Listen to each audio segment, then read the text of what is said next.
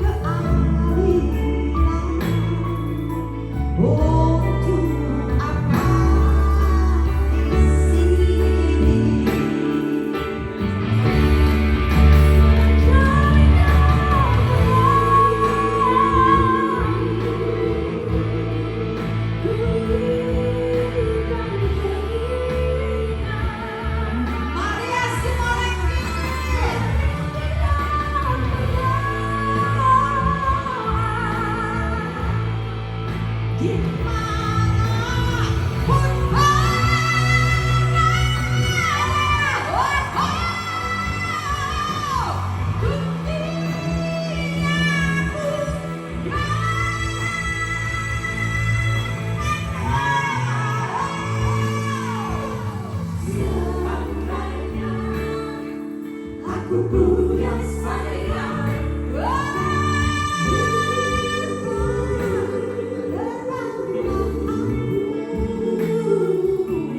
Ku cari rumah yang lain.